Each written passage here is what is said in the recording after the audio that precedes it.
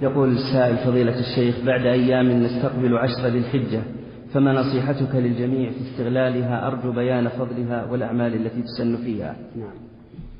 10 ذي الحجة تبتدئ من دخول شهر ذي الحجة وتنتهي بيوم العيد، عيد النحر، والعمل فيها قال فيه رسول الله صلى الله عليه وعلى آله وسلم: ما من أيام العمل الصالح فيهن أحب إلى الله من هذه الأيام 10. قالوا: ولا الجهاد في سبيل الله؟ قال: ولا الجهاد في سبيل الله إلا رجل خرج بنفسه وماله فلم يرجع من ذلك بشيء. وعلى هذا فإني أحث إخواني المسلمين على اغتنام هذه الفرصة العظيمة، أن يكثروا في 10 ذي الحجة من الأعمال الصالحة كقراءة القرآن والذكر وبأنواعه: تكبير، تهليل، تحميد، تسبيح، الصدقة، الصيام، كل الأعمال الصالحة اجتهد فيها. والعجب أن الناس غافلون عن هذه 10. تجدهم في 10 رمضان يجتهدون في العمل أو لا؟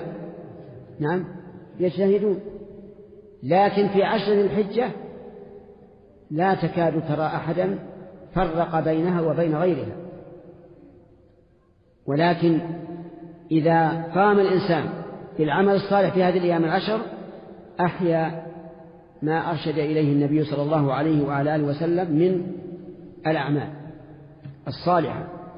هذه 10 إذا دخلت والإنسان يريد أن يضحي فإنه لا يأخذ من شعره ولا من ظفره ولا من بشرته شيئا،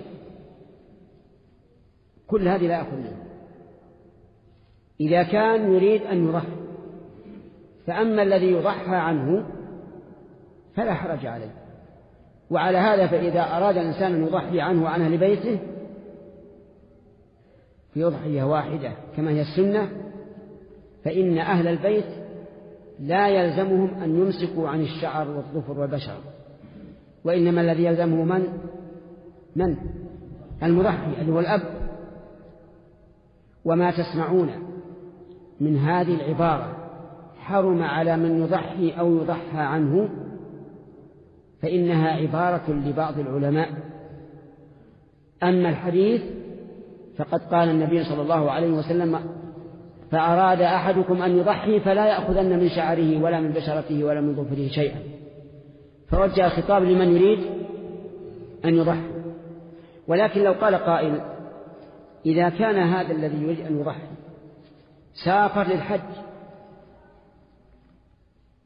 فسوف يؤدي العمرة ويقصر مع أنه أوصى أهله أن يضحوا، نقول هذا لا يضر، لأن التقصير في العمرة نسك لا بد من فعله، وكذلك التقصير في الحج والحلق لا بأس به وإن كان لا يدري هل ضحى أهله أم لا. نعم.